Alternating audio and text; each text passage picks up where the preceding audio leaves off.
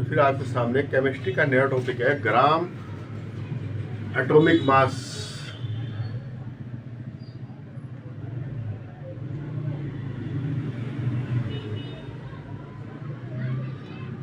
और and gram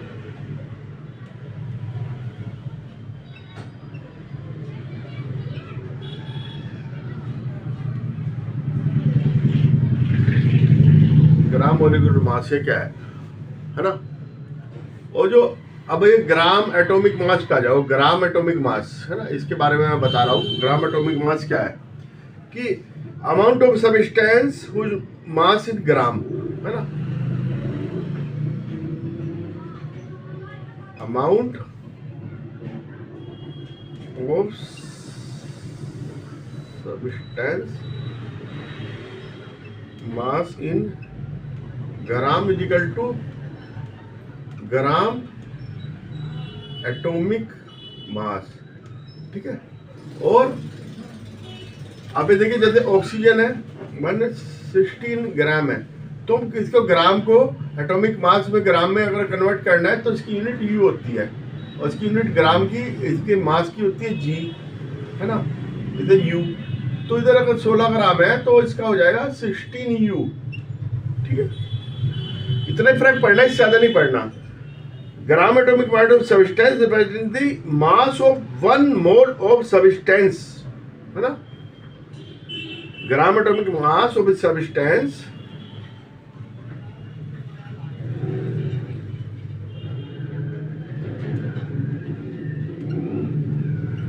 equal to mass of 1 mole of atom, ठीक है, is equal to 6.022 into 10⁻23 atoms of a substance. ठीक है, ये क्या है 6.022 into 10⁻23 into 23 is equal to 1 mole. 1 mole में किसी का भी 1 मोल ले लो तो इतनी एटम्स होंगे, इतने एटम होंगे 1 मोल में। ठीक है, तो मोलिकुलर मास, ओ सॉरी, मोल का मास होगा mole atomic mass, molar atomic mass is equal to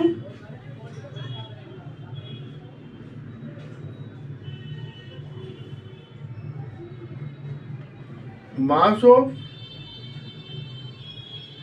substance बटे 1 मोल। 1 मोल में जितना भी सब्सटेंस होगा, ठीक है, ग्राम पर मोल। ठीक है, ग्राम पर mole equal to molecular mass, molar atomic mass. Atom का तो एटॉमिक मास होगा, मोलिक्यूल का मोलिक्यूल मास होगा, लेकिन वो मास के बराबर ही होता है। और अगर हम मोलर मास कह रहे हैं तो 1 मोल में इतना होगा। अब हाइड्रोजन है 1 यू है तो उसमें कितना होगा, इतने एटम होंगे। अगर हम उसमें कह रहे हैं नाइट्रोजन 14 यूनिट तो इसमें कितना होगा 14 यूनिट, इतनी इसमें 14 गुना इतनी एवोगाड्रो संख्या होगी। एवोगाड्रो संख्या है 6.022। ये 1 मोल में इतने एटम होते हैं, याद करने की 1 मोल में इतने एटम होंगे। किसी भी चीज का 1 मोल हो, चाहे वो सब्सटेंस इतना हो चाहे वो इतना हो, है ना।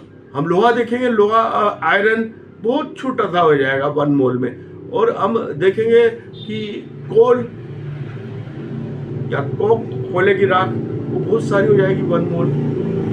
सब्सटेंस की क्वांटिटी डिपेंड नहीं करती, इसका फिलआउट डिपेंड नहीं करता, सिर्फ ये डिपेंड कि 1 मोल में इतने एटम हैं। ये हमने माना कि अब क्यों गिनती करने के लिए कुछ ना कुछ तो मानना चाहिए था, तो गिनती करने के लिए माना कि अगर इतने एटम हैं 6.8 तो 1 मोल है किसी भी उसका, वो 1 मोल सबका बराबर होता है।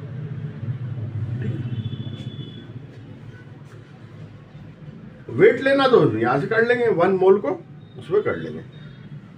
Molar mass of substance of mass of 1 mole of substance gram पर mole. The molar mass of element of 1 mole, ठीक है, एटम, कितने एलिमेंट है, इतने atom present in the element, है ना। हाइड्रोजन 1 ग्राम है तो 1 ग्राम पर मोल, ऐसे होगा इसका molar mass, molar atomic mass, ठीक है। ऑक्सीजन है तो 16 ग्राम पर मोल, इस तरह होगा, है ना। सोडियम है 23 ग्राम पर मोल, ठीक है, ग्राम पर मोल में लिखेंगे इसको, ठीक है। Atomic mass of substance, atomic mass में कोई वो नहीं, ग्राम एटॉमिक मास ही मोलर मास ऑफ एलिमेंट है, ठीक है। Molar mass of element, molar mass of atom is equal to gram atomic mass atom, ठीक है। ये मैंने लिखा देखो, is equal to molar mass of an element, ठीक है।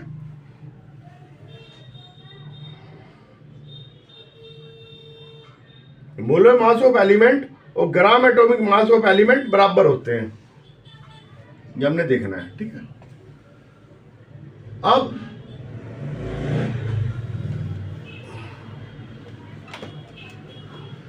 अगर मोलिक्यूल है, अब मोलिक्यूल क्या होते हैं, जैसे O2 N2, इसमें दो है ना, है ना।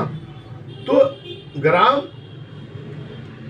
मोलिकुलर सेम होता है, सेम प्रोसीजर है, ठीक है। The amount of substance of mass in gram is numerically equal to the molecular mass called the gram molecular mass of a substance. Molecule का तो मोलिकुलर मास हो गया, एटम का एटॉमिक मास हो गया, ठीक है। इसमें कोई कंफ्यूजन वाली बात नहीं कि आपको एटॉमिक मास कहें या मोलिकुलर मास कहें तो आप सोचोगे क्या मोलिक्यूल, तो मोलिक्यूल का है दोनों का सेम प्रोसीजर। और इसमें भी 1 मोल ऑफ मोलिक्यूल में 6.22022 इंटू 10⁻23 मोलिक्यूल्स प्रेजेंट होते हैं, 1 mole of molecules. Gram molecular mass of substance, gram molecular mass of substance is equal to the 1 mole of molecules. इसमें कितने मोलिक्यूल्स है, 6.022 इंटू 10⁻23 मोलिक्यूल्स, 23, ठीक है। इतने मोलिक्यूल्स प्रेजेंट होते हैं इसमें, ठीक है। अब जैसे वाटर का है H2O इजिकल टू 18U, है ना, 18U, तो 18 gram is equal to 18 gram. Molecular mass of water is ये, और ग्राम मोलिकुलर मास और ग्राम मोलिकुलर मास, इसको ग्राम में लिख दिया तो ग्राम मोलिकुलर मास हो गया, इसको इसमें यूनिट में लिख दिया, यू में लिख दिया तो मोलिकुलर मास हो गया। ये ग्राम मोलिकुलर, ये खाली मोलिकुलर मास है, ठीक है। इसको ऐसे ही समझना है, वैसे जैसे एटॉमिक मास था और वो था, उसमें कोई फर्क नहीं था, इसमें भी कोई फर्क नहीं है, ठीक है। अभी ऑक्सीजन है 32 होता है इसका, तो 30 ग्राम्स, ये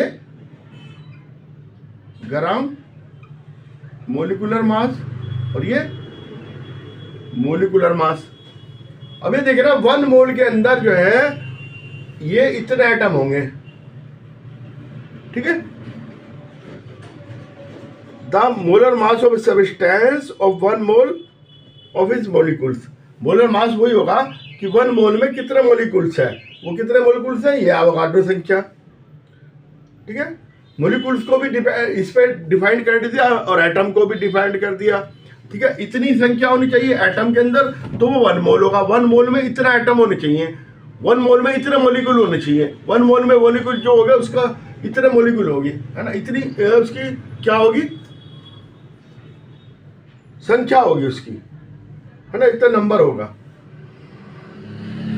ठीक है, अच्छा, ग्राम पर मोल H2O 18 ग्राम पर मोल है तो ये ऐसे लिखेंगे। ठीक है, ग्राम atomic mass of element and molar mass of element is just same. ठीक है, ग्राम एटॉमिक मास और वो सेम होता है, ग्राम molecular mass of substance molar mass is just same. ठीक है,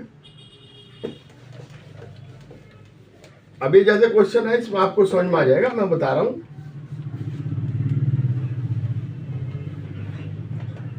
question, calculate the molar masses of following. अभी एक तो है एथाइन C2H2 और नंबर बी है, ए एथाइन है, बी दे रखा है सल्फर मोलिक्यूल S8। अब हमने इसका निकालना है, तो हम क्या करेंगे, सबसे पहले C2H2 इसका निकालना है। Molar mass of ethyne is equal to mass of carbon multiply by 2 is equal to plus mass of hydrogen multiply by 2। ठीक है, 12 multiply by 2 plus 1 multiply by 2, 24 plus 2 is equal to 26 gram पर mole. Molar mass क्या रहा है, तो molar mass तो ऐसे निकलेगा। ठीक है, अब S8 का निकालना है, मोलर मास ऑफ S8 है ना, सल्फर का कितना, mass of sulphur multiply by 8 is equal to 32 multiply by 8 is equal to 256 gram पर मोल। अब एक ये देख लो HNO3 नाइट्रिक एसिड है, नाइट्रिक एसिड, इसका निकालना है। ठीक है, अब इसमें मोलर मास निकालना है, mass of hydrogen multiply by 1 plus mass of nitrogen multiply by plus mass of oxygen multiply by 3, है ना, 1 plus 14 plus 16 multiply by 3 is equal to 68 gram पर मोल। ठीक है, तो मोल कंसेप्ट क्या है कि किसी भी चीज का, जैसे हमने क्वांटिटी बना ली, हम जैसे बैंकिंग में काम करते हैं तो ऐसे नहीं कि सिक्के अब गिनने पड़ेंगे, तो ये ढेर बना लिया, उस ढेर के अनुसार हमने अलग अलग ढेर बना दिए, वो सेम लेवल के बना दिए, तो उसमें हमें पता है कि एक इसमें इतने कॉइन्स होते हैं। ठीक है, एक उसमें कितने कॉइन्स होते हैं उसकी हमने छोटी छोटी ढेरियाँ बना ली।